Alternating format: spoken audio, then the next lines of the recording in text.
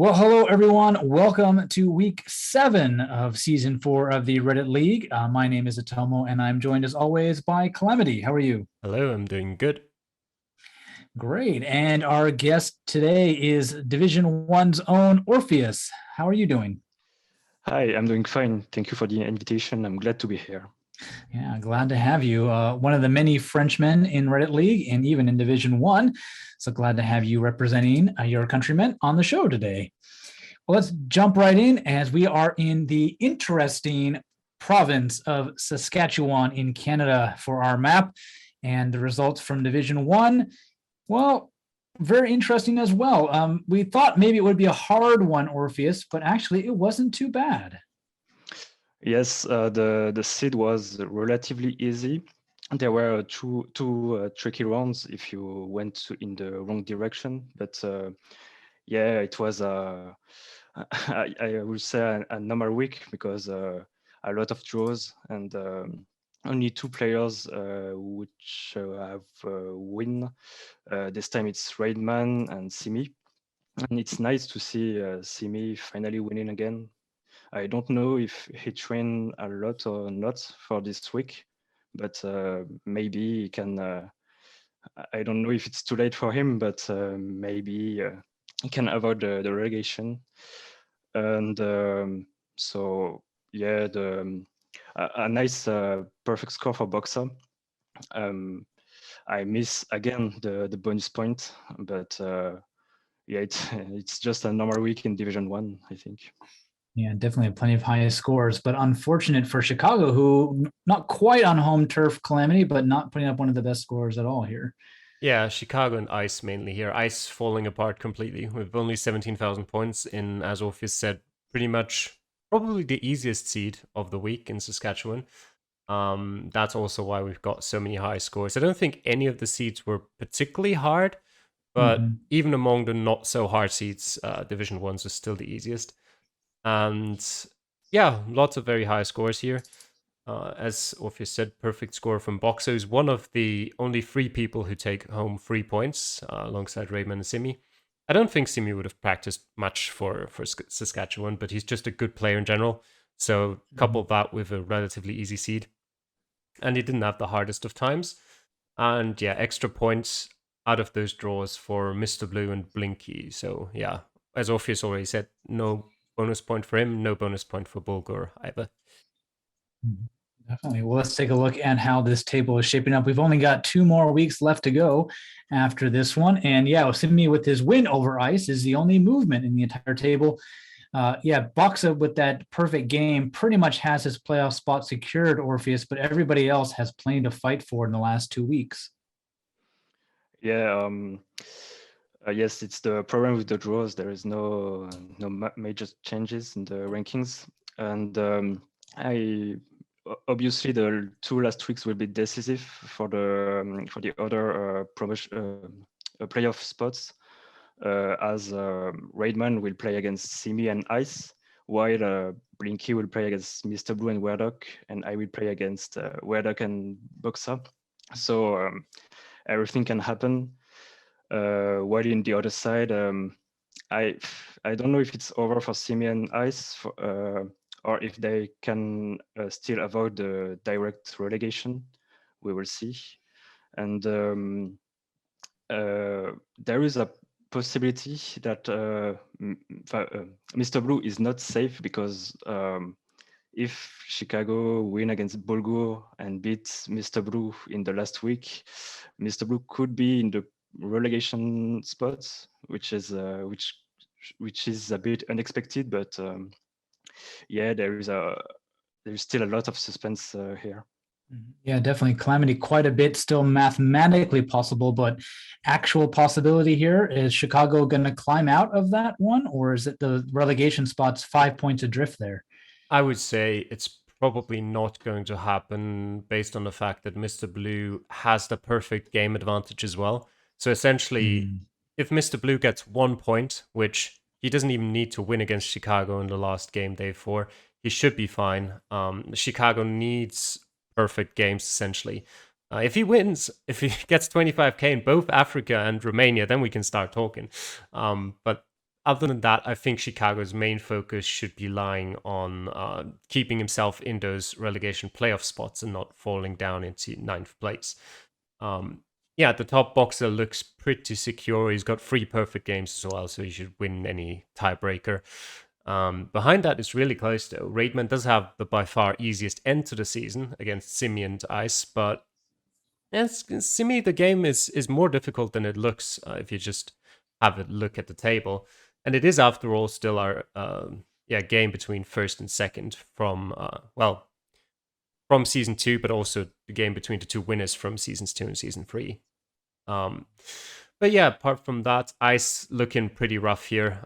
He's got to play against Raidman and Boxer in the last 2 weeks, so that's probably not going to happen. But apart from that, yeah, I think it could still be very interesting, both in the race for the playoffs as well as in the race for who gets automatically relegated next to Ice. Yeah, as Orpheus already said, between third and sixth, Blinky, Orpheus himself, Verdok, and Mr. Blue, still quite a lot of matches against each other. And only Mr. Blue and Orpheus have 1 game outside of that circle. Verdok and Blinky only play against others in that group of 4. So yeah, definitely all still to play here. Definitely. Let's take a look at those matchups. We shift to our continent map next week in Africa. And yeah, Orpheus, you taking on Verdok in the French derby there. Blinky, though, taking on Mr. Blue. Those 3rd through 6th place facing off against each other right away. Yeah, there's 2 matchups will be decisive because if I beat Verdok and if Blinky beat Mr. Blue, we are probably in the playoffs. So it will be very important. And Chicago against Bulgur could be very important too for the relegation spots. So I'm waiting for this matchup. Definitely, yeah. And Calamity, Boxa, and Raidman at the top of the table have a little bit easier time facing bottom opponents. But yeah, the rest of the field up against people that are very much right next to each other. Yeah, you say that they're easier opponents. They could be easier matches, but again, Africa is still, I mean, it's not a world map essentially, but it's pretty similar to one. And I wouldn't count out Simi to get like 24.9k or something higher. Ice could still have a chance as well. I mean, he's finished the last 2 weeks in dead last, and it's kind of now or never. If he loses here, he's essentially guaranteed to be relegated. Since winning against Boxer seems kind of out of the question anyway, he'd really need 2 points here at least, and then another great performance against Raidman next week after that. But yeah, the other 3 matchups are a lot closer, and there's a lot more on the cards for those. Yeah, Blinky could probably seal his playoff spot if he wins against Mr. Blue, as yeah, Verdok and Orpheus are playing against each other, so unless they both get perfect scores, we're pretty likely to see one of them falling more than 3 points behind Blinky if he manages to win. And he's got the perfect game advantage as well. So if he does win against Mr. Blue, he's probably safe. But if he doesn't, we're suddenly in for a really exciting last game day, where it's possible, in theory, that all 4 from 3rd to 6th place could be on 16 points before the last week. Wow, very crazy indeed. Well, let's check out Division 2 and how that went for everybody in Saskatchewan. Not the as easy of a seed as Division 1, but still plenty of high scores, including a perfect game from Max there, Calamity. Yeah, I would actually say it's probably the 2nd easiest seed. And yeah, you mentioned Max. He joins the illustrious circle of people who have gotten back-to-back perfect games in Reddit League, which so far consisted only of Boxer and Raidman, and Boxer himself only entered that this week. And Shumi also keeps up his 2nd half of the season form and takes me to a draw. And someone else also keeping up their 2nd half of the season form is Guelo, who'd probably rather forget about the last 2 weeks. With only 20,600 points there, quite far behind everyone else. Only 1 round, but yeah, just can't make any mistakes at this level. And yeah, someone else would also rather forget this week probably is Tall, who went the wrong way on a round, where the good information was about 2 clicks to the north, and he just kept going south and south and south and didn't find where he was exactly.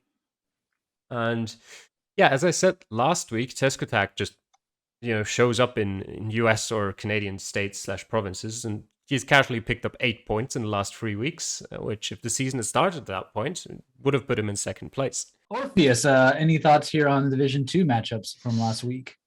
Yeah, for me, it was the easiest seed actually. With this, there's 3 very easy rounds in cities, and there was just this one rural round, which was a bit tricky. But yeah, it's a very important win for Patriots, and an unlucky draw for Teskotak with the second highest score. Other than that, I think it's going to be very complicated for Pastek. It was already complicated, but with another loss, it's maybe soon over for him. And yeah, very nice perfect score for Max. Yeah, let's take a look at the Division 2 table, and got an extra week or two in here for these guys compared to Division 1. But yeah, top of the table, all shuffling around with Tall and Guelo falling short there. Shuri takes a huge charge up into those promotion slots. He'll be happy about that. Max, despite his perfect game, his 2 perfect games, still finds himself in that relegation battle there, Calamity. Yeah, technically still in the relegation spots, but if you just look at the point differences, it doesn't really say much just yet. And I'm back on top. Now I just have to not repeat what happened last season. But the nice thing is, at least, unlike last season with Verdok, I don't see anyone in this division that I think is absolutely unbeatable in a playoff match. And I'm also the only one in the division who hasn't had a 0-point week yet. And yeah, it seems like in a division such as this one, consistency is key. Yeah, Schludi's entered the top 4 for the first time this season, which is quite nice for him. And Guelo went from 1st to 7th in just 2 weeks. So really, even at this point, anything can still happen from 1st down to maybe even 11th. It's really nothing decided yet. And yeah, Shumi and Max have now caught up with the field, making it essentially a group of 9 people fighting for promotion with 4 weeks to go. And yeah, Pastek mentioned this week that he'd start practicing now. Probably a bit late, considering the form of the players that are right in front of him and that he'd need to overtake to get out of the relegation zone. But better late than never. And yeah, I do think that you'll probably need at least 12 points to even have a chance of coming in 10th and not getting relegated automatically. That would require 3 wins in the last 4 weeks from him. And it's possible. I think he still plays 3 players in the bottom half of the table, but it's definitely not an easy task. Yeah, Orpheus, a couple of your countrymen in here, and 2 of them looking for that promotion spots coming into the season. Yeah, that's nice. It's very hard to predict what will happen. It's very close. My favorites at the beginning of the season were you, Calamity, Tolimpala, and Baseman. So I still think these 3 players could be promoted. But it's nice to see Pluki in this second place. He has 4 draws, so he is a bit unlucky, but maybe he can be promoted. So yes, I'm excited to see how it will end. Definitely. Let's take a look at their matchups for Africa. And Calamity, maybe not the time to face Max, as he's on a hot streak. 2 perfect games, and he goes into a continent map, which can be quite generous. But other than that, yeah, it's so tight. It's hard to say which matches of these are important, which ones aren't, because kind of all matters here. Yeah, definitely. With the table as close as it is, almost all of the matches are high profile.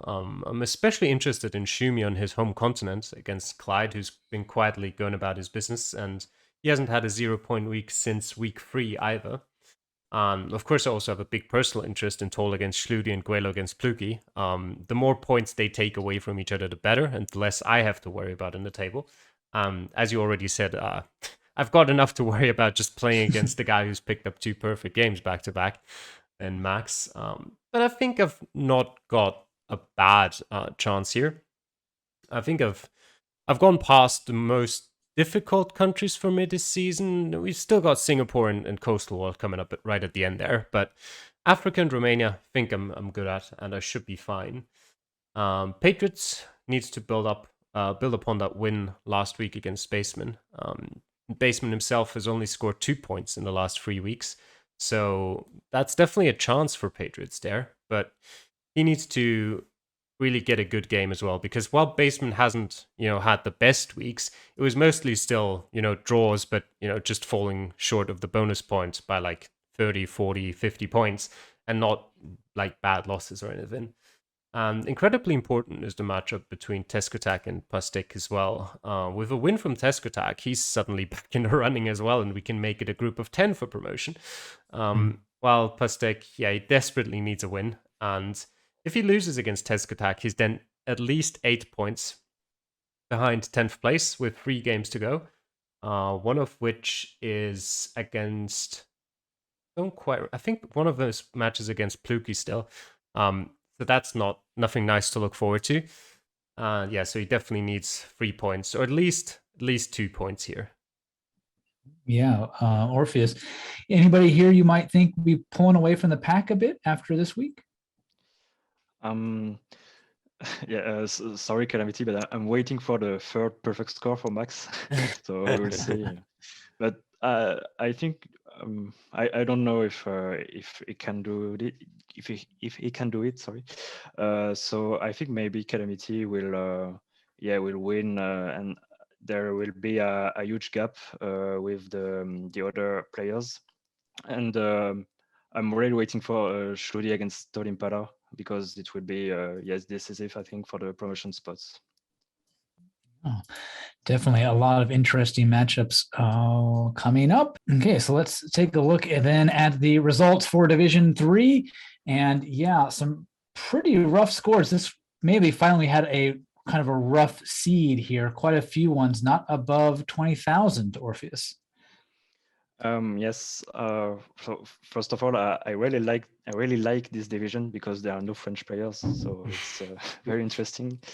But it's a very important win for WTF, and the first loss for Freckles, which is important for the promotion. There is also LCN, the win of LCN against Old Boca. So it's the same thing. They both compete for the promotion zone. It seems that Benica didn't have the bonus for being Canadian. I don't know from where he is from, but not from Saskatchewan, I think. And on the other side, it's an important win for Seppo against Hugo for trying to avoid the relegation zone. And it's funny because I remember that last week you talked about how it's important to play seriously against a red-carded player. And here we see that Paulinho actually had the 6th highest score and Radux the 7th. So Paulinho prevented Radux to have a bonus point. And it's important because they are close in the ranking. Yeah, definitely. Calamity.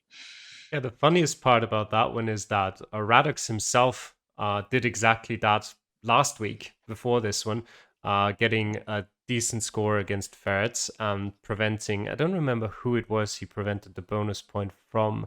It might have actually been Paulinho. So that is an interesting little story there between the two. I think it was, 1, 2, 3, 4, 5. Yeah, it was.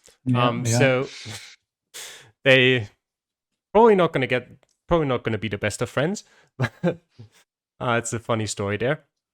And Freckles and Polyboss / Ordbok are both dropping some very important points here. And no bonus points for either of them either here. Benik at least gets 1 bonus point in his home country, but he's definitely not from Saskatchewan, because no one is from Saskatchewan really. Just a great week for the Americans, who usually you would have thought, wow, it's America, for a Canadian province, probably not going to be a big advantage. But as we see later on in the other divisions as well, on 4 and 5, the Americans had a really good week. You can see it there with LCN and Barry winning their games. And yeah, as Orpheus also said, Seppo with a very important win against Hugo. A close win. Normally, Hugo likes to complain about losing by fine margins, but with the second lowest score of the division, I don't think he can really with the lowest score of the division, sorry, I don't think he can really complain about this one. Definitely. Well, with Calamity taking all my talking points away for the next two divisions, let's look at the Division 3 table. And yeah, WTF moves back on top with Freckles dropping a couple points there. LCN and Barry Fishy Bear, the American duo, does move up into third and fourth, taking those second and third promotion spots, third and fourth promotion spots. Yeah, Benica and Hugo, they're kind of bad luck. Even with that bonus point, Orpheus, Benica moves down into that automatic relegation spot. Yeah, he can still manage to avoid the relegation, I think. Even if Seppo, Hugo, and Benica have the much lower total scores than the other players, so it can be hard for them maybe to stay in the division. And I didn't expected WTF to be this high in the ranking, so it's nice for him. He plays very well. My favorites were Freckles and Barry Fishy Bear, so I still think they will be promoted. But yes, there are a lot. There is a small gap between Orboka and Closed, and this is very close in the five first positions. Oh yeah, Calamity. Yeah, suddenly Division 3 is completely open again, which was something we kind of didn't really think would happen. You kind of all just thought, well, Freckles is just going to cruise through and well, not really drop many points, and Polyboss is then probably just going to come in second, and the others will decide third and fourth. But suddenly WTF is in the front for the first time this season, dropping off Freckles. Freckles should still be fine. His next matchups aren't too difficult. He's done with the top 5. But still, WTF, he's got the 8th highest total score of the division. So, it's going to be interesting to see if he can stay up there, even with his comparably, slightly lower scores. It's not a big difference. WTF has about 157,000 total points, and Freckles in first has 163k. But still, it's a slight difference there, and you can see it in the aces as well. We've only 6 aces for WTF. Maybe it's something interesting to look at in Singapore in week 10. But apart from that, yeah, it's gotten much closer. LCN and Barry jumping past Polybus as well. He drops out of the top 4 for the first time since week 1 as well. And then, yeah, as Orpheus said, a slight gap to closed. But it's still possible to close that gap. It's only 3 points, and we've still got 4 games to go. The only positive for Polyboss is that he's the only one out of the top 5 who hasn't received his 3 points against Ferret yet. So the situation's not as bad as it looks, but I think, if I remember correctly, he gets those in the last week of the season. So he needs to make sure he's in a position, that he's not reliant on other results in the last week before that. And yeah, Seppo goes past Hugo with his win, and Benica drops down to last. But even in the relegation fights here, it's still very close. Definitely. Let's take a look at the matchups in Africa. And Orpheus, we have second through fifth facing off against each other with Barry Fishy Bear and Orbuka, LCN, and WTF also added.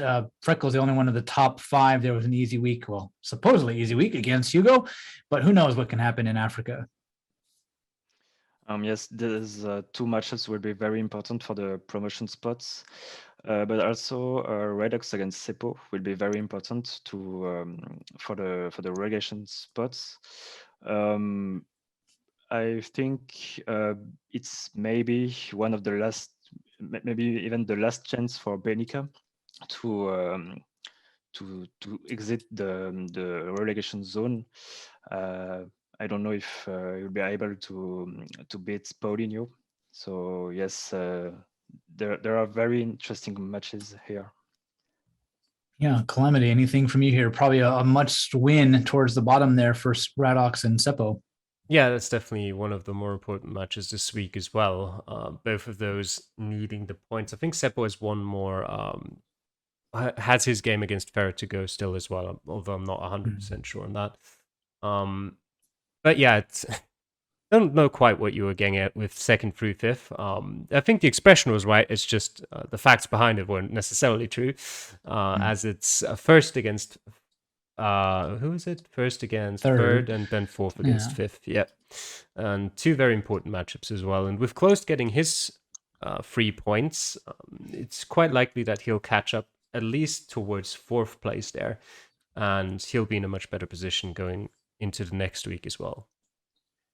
Definitely.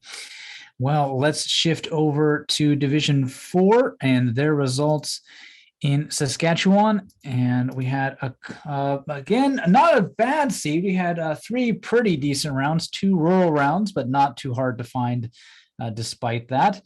And yeah, no real shockers here, but definitely the bottom part of the table there showing kind of why they're there, with everybody pretty much sorting themselves out according to the table, Calamity. Yeah, and as I already mentioned before, with it being a Canadian province, shouldn't have given the Americans a big advantage here, but it turns out they still dominated this week, none of them picking up less than 2 points. Headache Me had the closest loss of the week against Solar Sensei, which actually wasn't even that close. I think 195 points is a bit higher than the closest loss is usually, but it's still pretty close.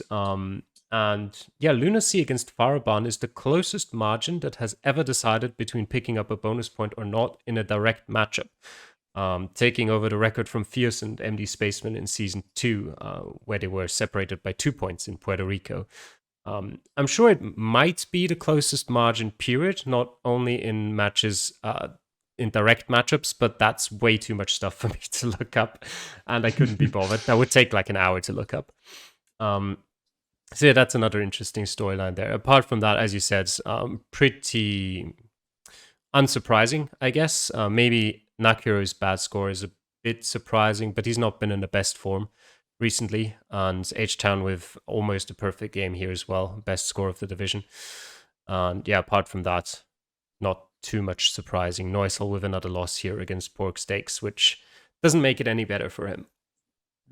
Definitely. Yeah. Orpheus with a couple scores around that 20,000 mark and everybody else about 24,9 kind of showed that there's probably one tricky round in here that caught a few of them off guard.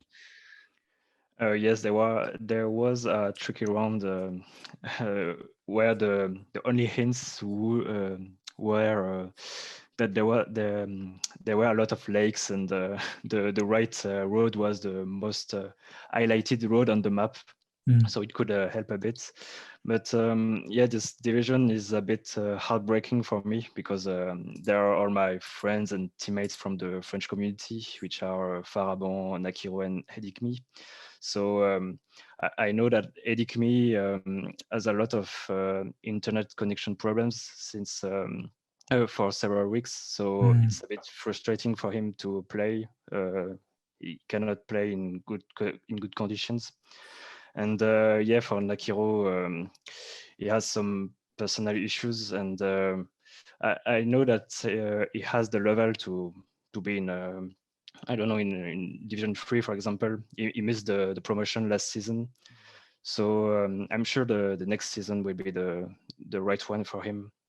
And for Faraban, yeah, draw. But it was on this round, this river round, which was tricky to pinpoint.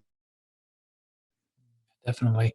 Well, the biggest loser and this week was definitely Nakiro, dropping down into 7th place, giving Pork Steaks and Solar Sensei a bump up in the tables as we take a look at this. Yeah, Faraban with his draw does drop. And H-Town goes up into 2nd. Hexalt, despite a couple rough weeks, Calamity still keeps his top spot. Yeah, he does still keep his top spot. But yeah, with just 2 weeks to go, Division 4 is still incredibly close.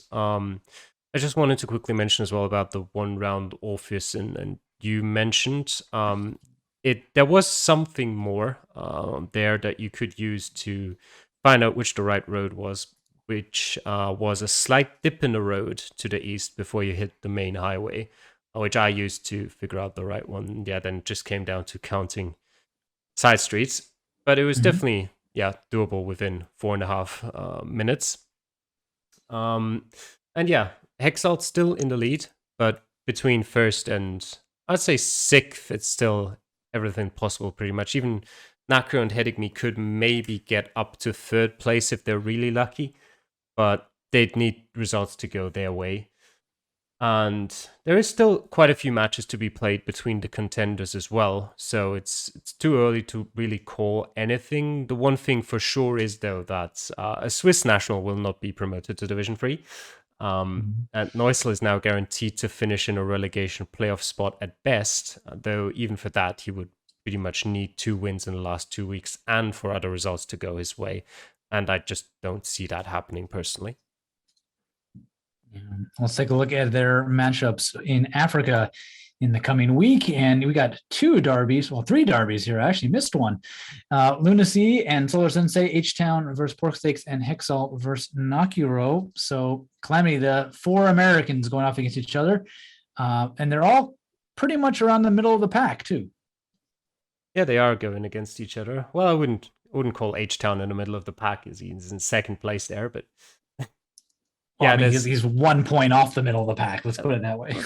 I guess you could call it that. But yeah, those are definitely the 2 closest matchups on the table. And Hedigme against Paschtetli is also a crucial game in the fight against relegation. And yeah, Neusel would need a miracle against Faraban to drag the decision on his season out 1 more week. And with a bit of luck, maybe Hexalt could even secure his spot in the top 3 against an out-of-form Nakuro this week. Yeah, exactly. In that French derby, Orpheus, Nakuro not in the best of forms, but maybe looking to turn his luck around here and take on Hexalt. Yeah, I think he can definitely do it. It will be hard, but I'm sure he can do it. Hedigme and against Paschtetli is decisive for the relegation. For Neusel, it will be hard against Faraban, and next week he will be against Solar Sensei. So it will be hard for him to avoid the direct relegation. The 2 American derbies are also interesting. Lunacy Echo against Solar Sensei, and H-Town against Porkstakes for the promotion. They can still be in the promotion spots, and yes, it's all these matchups are actually very interesting. Definitely. Let's take a look at the other half of the Division 4 table and their results. And yeah, Calamity, not a good week for the top 3 at all. All of them not putting up very good scores, even if they get a win or 2 here. I mean, you can call Tyconicus 24,708 points a not good score, or you cannot. But the one thing that's true is that the being American bonus seems to persist in Division 4B as well, with all Americans winning, and Steal This Nick dropping his perfect record against you of all people. I did it last season. I don't know why you're surprised. I'm surprised that it would happen twice. Okay. But yeah, Soviet with another great performance there as well, as he takes out Diesel. Yeah, definitely Orpheus. Anything from you here on Division 4B? Yeah, first, well done, Zotomo. Nice win. Thank you. Against Steal This Nick, who was undefeated. And there were a lot of close wins between 200 and 500 points of difference in 4 of the 5 matchups. So it was very close. It's very important for Wakolok and J clients because it was against competitors for the relegation spots. And so, I think Tyconicus is the great winner of the week because Steal This Nick and Diesel had a difficult week. Definitely. So kind of what I was getting at in the beginning here was that the top 3's scores in Saskatchewan were worse than 4th through 7th. So the middle of the pack all in total beat the top three. So even if Tychonicus did get a little bit lucky with a win there against Theos, the middle of the pack definitely showing that their scores were right up there with those top three. Even if it might be a little bit late to catch them, as we take a look at that table, nobody moving except for Tychonicus going back up. Well, Tychonicus is still undefeated, but he does have 2 draws. With that, yeah, still this Nick loses his place there at the top for the first time in a bit. But other than that, nothing really changing, Calamity. Everybody going up equally. Now the division is separated a bit. Diesel has given away his sizable advantage and is now in real danger of losing his promotion playoff spot. And in the meantime, a big gap was created between 7th and 8th as well, meaning that Wakeluck has pretty much saved his place in Division 4, while Poont Noob, Edward, and Theos will have to fight for it through the playoffs. Still, this Nick's loss means as well that if Tychonicus can pick up 3 points next week, then a single point in his last game against Steel this Nick would be enough to see him promoted to Division 3. Yeah, Orpheus, Soviet Spy, putting up a pretty good charge towards the end of the season here, moving all the way up into 5th. And yeah, Jay Lyons pretty much just trying to hold on here towards the end of the season. Yeah, in the middle of the rankings, it's very close. It's very unpredictable who will be the third. Who will have the third promotion spot. I didn't know Tychonicus before the beginning of the Reddit League, but it seems very good. My favorite was Still the Snake, and I still think he can win the division, or at least being promoted. So we will see if he can do it. And for the relegation, I think it will be too difficult for Pound Noob, Edward, and Theos. Especially there is a matchup between Edward and Theos in the last week, which will be probably decisive for the direct relegation. But I think they will be in the relegation spots, the 3 of them. Well, let's look at the fixtures for next week in Africa. And yeah, it does not get any easier for Poont Noob, Calamity, with Soviet Spy in form in this one. Yeah, Soviet Spy has had 2 great results back to back, so definitely not an easier game for Poont Noob either. And it's not even getting much easier for Diesel too, as he's playing against an African here, even though kind of it always feels like South Africa isn't quite as African as some other African countries, but still on that continent. And there could be some South African rounds in there, which Fierce might have a bit of an advantage on. No matchups between the top 3 or the bottom 3, which leaves us with essentially only really Zotomo, you against Jake as the most interesting matchup of the week if we get no other surprises. Definitely. Orpheus. Yes. Yes, I also think that your matchup will be very important. I believe in you for the 3rd place, so I hope you can win. Yeah, well, if I can survive and get actually into the promotion playoff spots despite throwing my home country of Japan in week 1, I will be very happy with myself. But it'll be definitely to see if that actually comes true. Let's take a look at Division 5 then in Saskatchewan and their results. And here, Calamity, not a whole lot, maybe surprising, really. A couple draws though, keeping things tight towards the top of the table. Yeah, GRH picks up 3 points against Mr. Fish and leaves him without a victory. This hasn't been a great season for Switzerland as a whole, who with 4 players have only picked up a collective 21 points, so about an average of 5 points per player, 7 weeks in, which not great. But yeah, Yemini beats Ollie, and Niels and Kiribati draw, which all just plays into the hands of Seb, who strolls to a victory against Marcus Fenn. Definitely. Orpheus. Yeah, Seb Kirst continues his winning streak, which is quite impressive. And the draw between Niels and Kiribati doesn't help them, as they both need points to for the promotion spots. But at least they earn 2 points. And the most important win is for Herr Yemini against Oli, so he take the second place.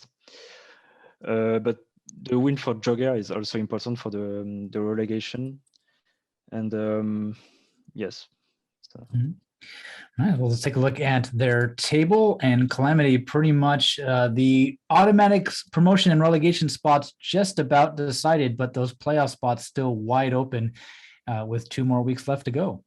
Yeah, and Sepp is now the only player remaining in the Reddit League this season who's won all of his games, as long as I didn't overlook anyone. No, of course, we haven't talked about Laban yet in Division 5B, but apart from that, he is. And yeah, he's almost home safe, I would say, with 5 points. Something crazy would have to happen for him to drop out of the first place, but it's technically possible if he loses both games. He is playing against GRH in the last week, so I mean, if he loses that game as well, then it's probably because he's had a pretty bad score and might not get bonus point. And I think Heyimini doesn't have the worst end of the season, so technically maybe. But yeah, if everything happens sort of normally, then Seb should be through. And behind him, there's 5 people fighting for the last 2 spots, and they're still all pretty close together as well. So it could be an exciting end to the season. Yeah, Orpheus with Nils and Geoguessr, your fellow countrymen. Geoguessr not having the best seasons. Calamity's been trying to speak him up a bit. Hasn't quite come to fruition yet, but yeah, it's still pretty close there with a couple weeks left. Yeah, it's. I think Geoguessr can overtake Kiribati. His total score is way higher, so maybe he was a bit unlucky in the previous weeks, but. It's this week will be, I think, decisive because there will be a matchup between Nils and Oli. So I think that Sepcrost will win the division, but I guess Yamine and Nils will be second and third, and yeah, for Mr. Fish, GRH and Marcus Fenn, I think it's over for them. It will be very difficult. Well, let's see their matchups in Africa, and Calamity pretty much the top half of the table facing off against each other here with Niels and Ollie and Surikist and Kiribati. Yeah, Niels against Ollie is probably the most interesting here. Of course, Sepp, if he gets any points, he's promoted, so something to look out for, I guess. But he doesn't even need a win, really. As long as he's in the top 5 scorers, he should be fine. Yeah, Niels against Ollie is definitely the more interesting one. Where if Sepp beats Kiribati and Niels beats Ollie, then I think Niels is safe in the promotion playoff spot, so that's what he's hoping for. Hayemine, a bit easier game against Sky Blue, should not be too much of a problem. Same goes for Geoguessr against against Mr. Fish, who's yet to pick up a win. And Marcus Fenn still has somehow a chance to keep himself in Division 5. He needs a win against GRH, though. And then he needs a point in the last week as well. Let me just quickly, because I forgot to write down who he plays there. He needs another point at least against Geoguessr in the last week as well. So it's not likely, but if he wants to still have a chance, he needs a win this week to start off. Definitely. Yeah, Orpheus Geoguessr will be looking to avoid a spoiler against Mr. Fish. Should be an easy win for him, but who knows? Yeah, I don't know if Mr. Fish will play seriously his last matchups because he is already relegated. So I think Geoguessr will win.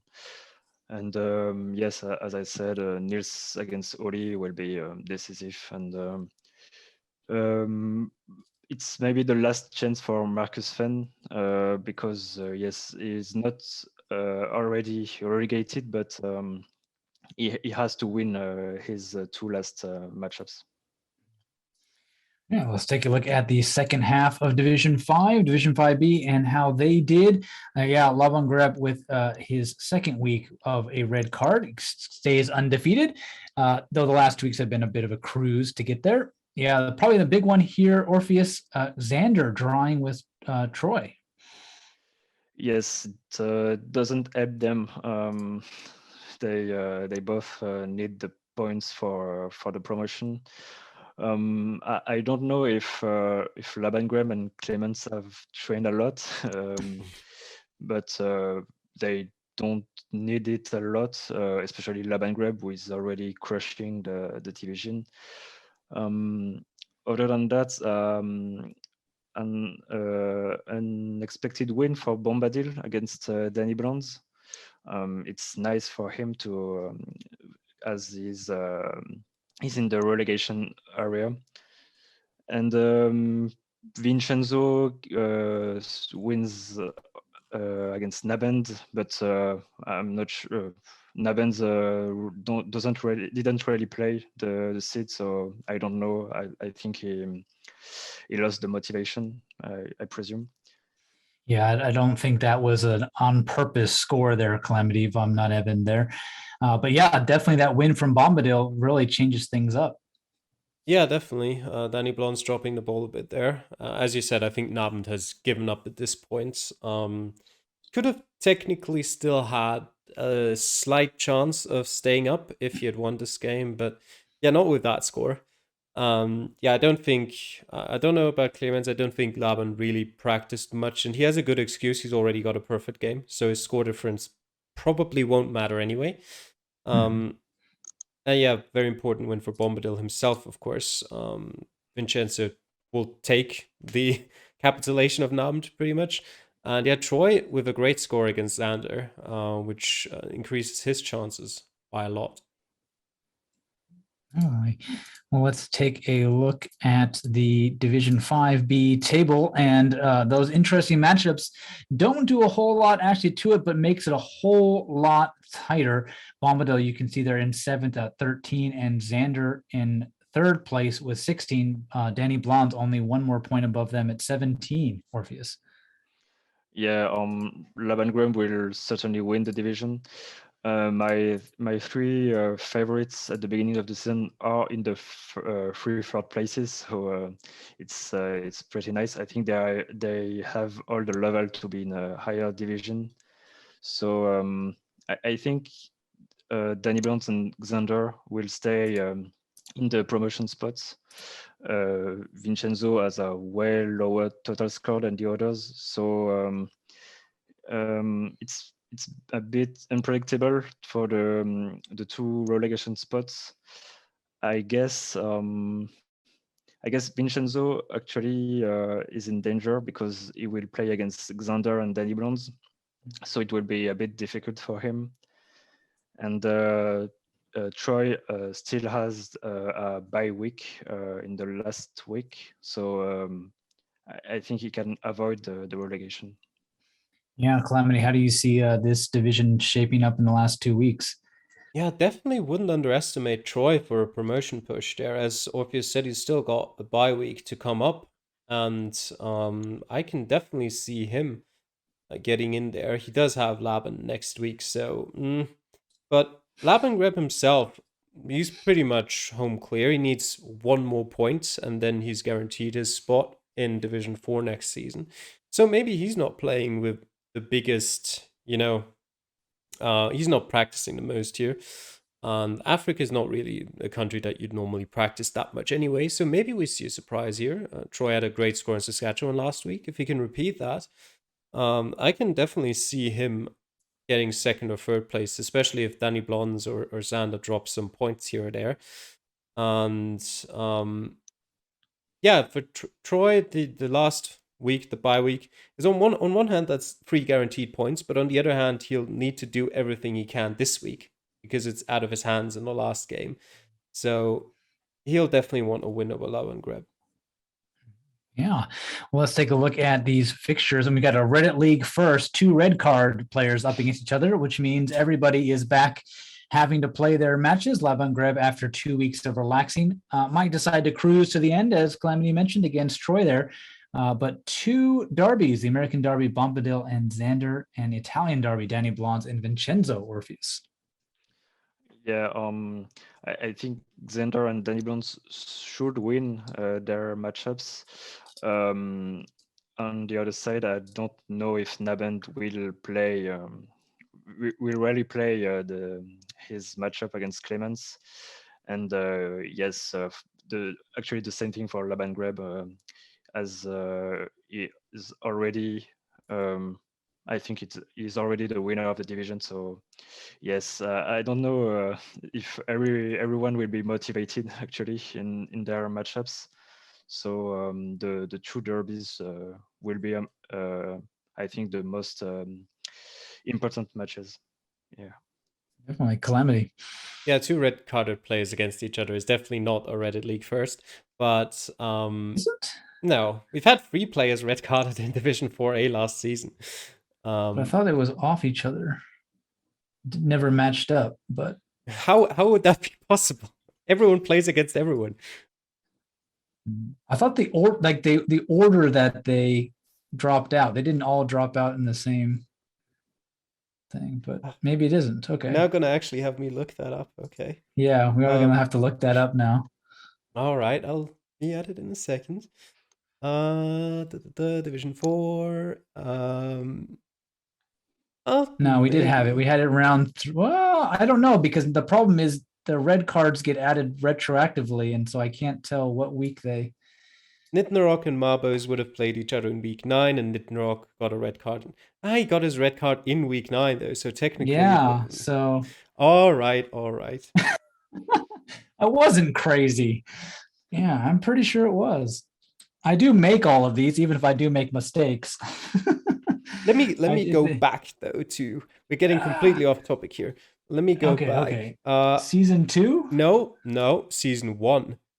Season 1, Division 1. One player got red carded. Do a show. One player got red carded in week 2, and another player quit the tournament. There we go. And they would have only faced off against each other in week 11. So at this point, they've both long left the tournament. There we go. Disproven. Okay. Well, in Reddit League show history, our first. How about that? Does that make you feel happy, Calamity? No, it doesn't. But it might be true nonetheless. Anyway. Okay. Anyway.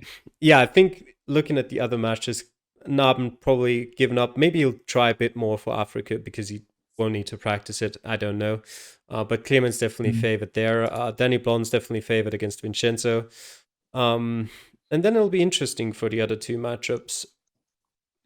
It's going to be tough. Depend a lot on the seed, depend on how they'll play. I wouldn't call any favorites in those games.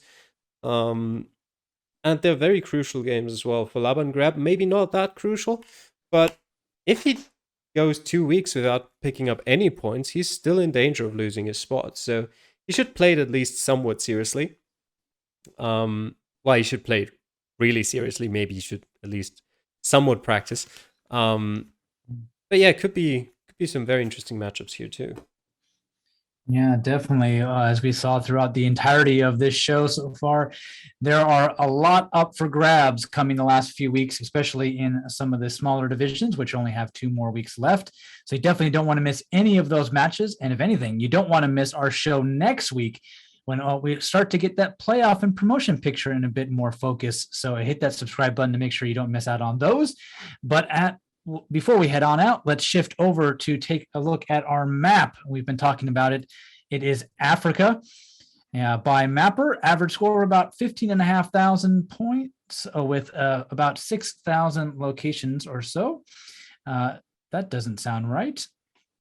But been played about 20,000 times. And Orpheus, probably the biggest thing to think about in Africa is don't forget what is included in Africa. Yeah, there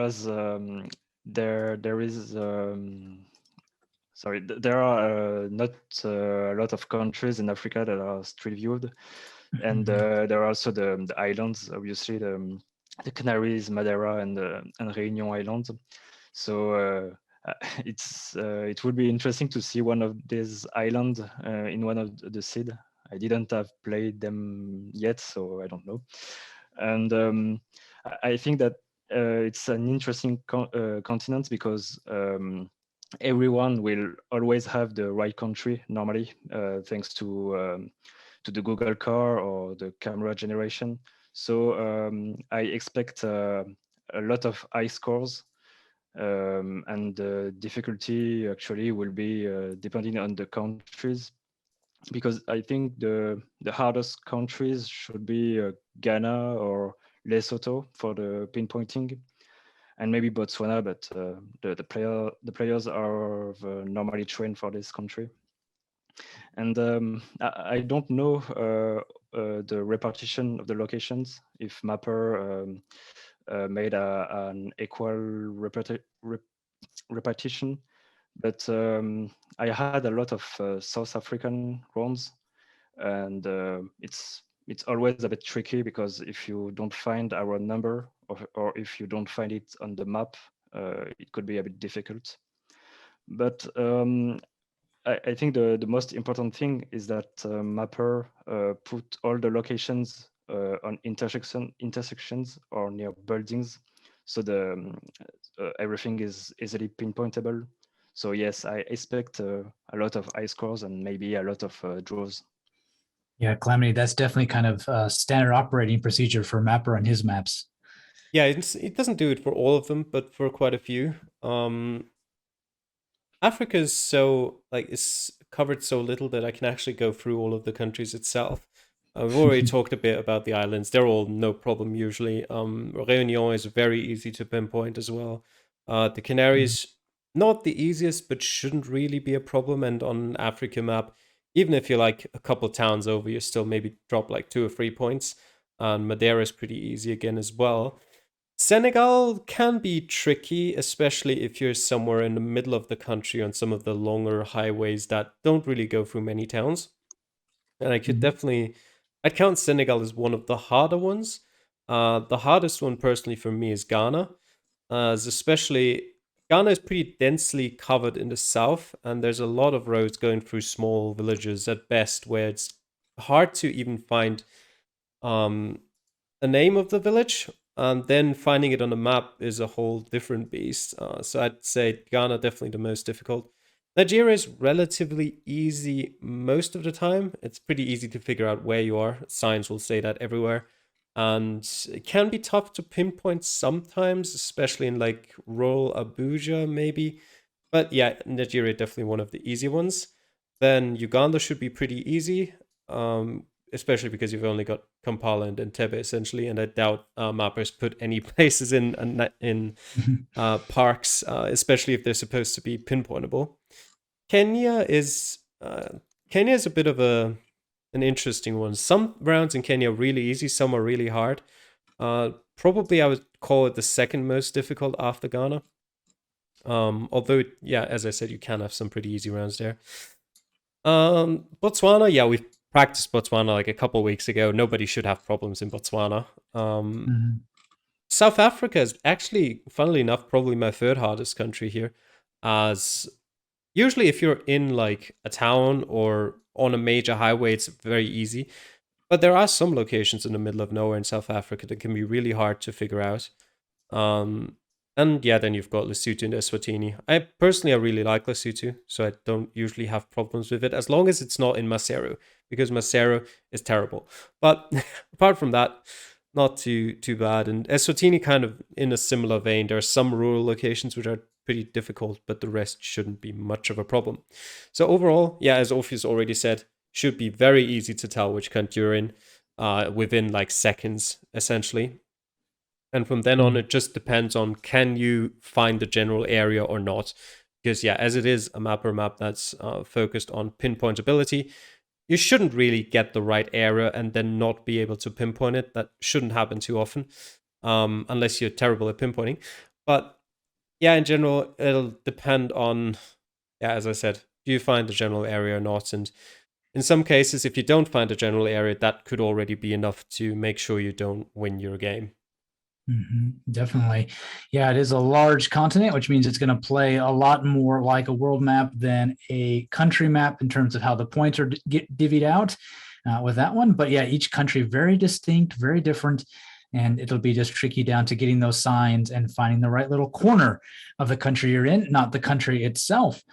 Well, thank you all for watching. Hope you enjoyed this look at week 7 of the Reddit League. We've got another exciting week coming up for you next week, and we will see you all then. Take care. Bye. Bye.